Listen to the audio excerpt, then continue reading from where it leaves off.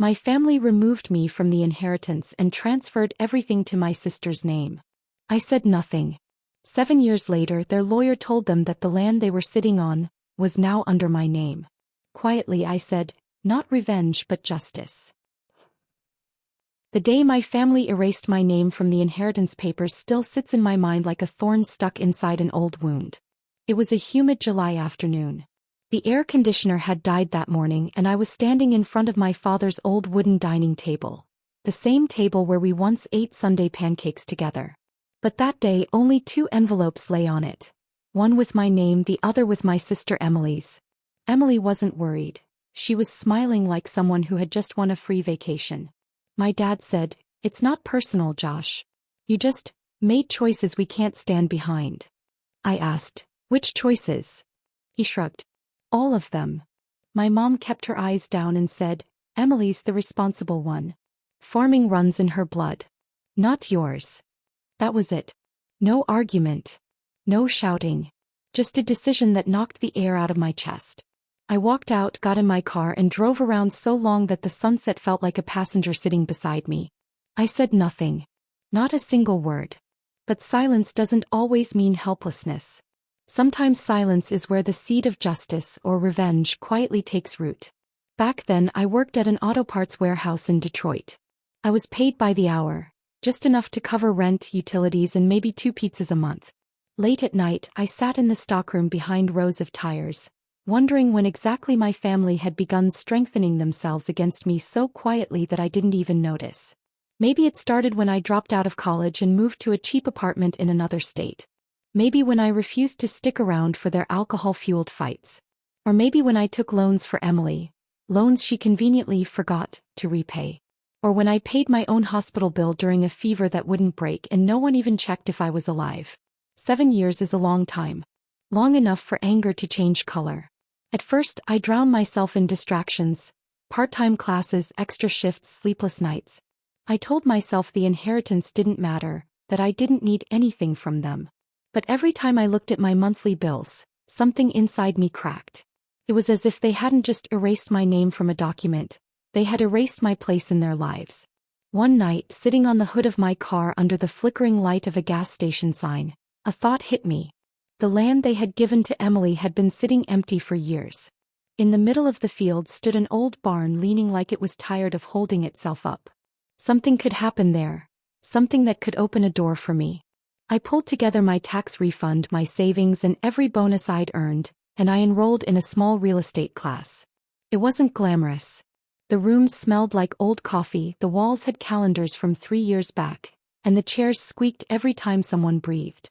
But there I learned about title chains, estate transfers, legal loopholes and tax lien auctions. I discovered something important. Justice doesn't always appear in a courtroom.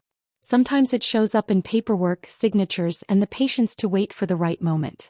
Step by step, quietly, I bought the land back at a county auction. Emily hadn't paid the property taxes. My dad hadn't checked the notices. The state completed the process exactly on schedule. Only 3 people were at the auction. No one suspected anything. When I handed over my check, my fingers trembled, not from anger but from a kind of power I had never felt before. Power I once thought I'd never be allowed to claim. 7 years after they cut me out, the lawyer called them. I was standing outside their house when it happened. Birds were chirping on the trees like nothing in the world had changed, but inside I could hear voices rising. Then the front door swung open. My dad stepped out. The usual anger he carried wasn't there.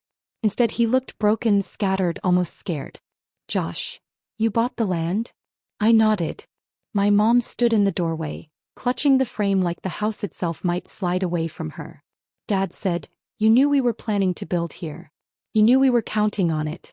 Why would you?" I cut him off. "I didn't take anything from you. I just picked up what you threw away." Emily's voice came from inside. "This isn't fair." I said softly, "Fair? You taught me what that word means by taking everything I had." They stood around me in silence, the kind that freezes time.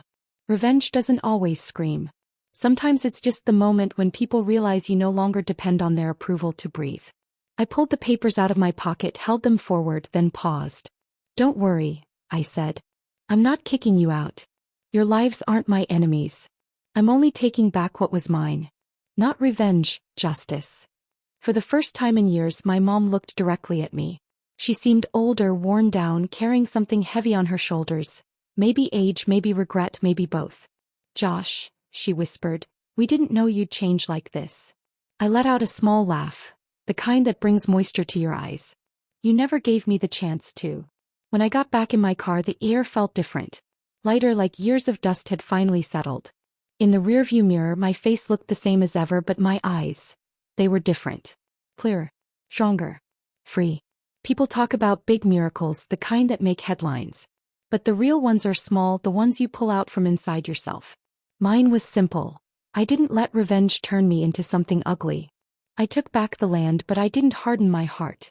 I finally learned to stand up for myself, without pushing anyone else down. I looked at their house one last time, started the engine and pulled onto the road.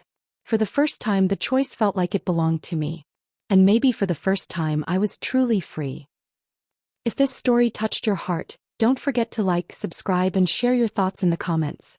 Your support helps bring more powerful stories of courage and resilience to life. Thank you for watching. Stay connected for the next chapter of strength, struggle, and unexpected victories.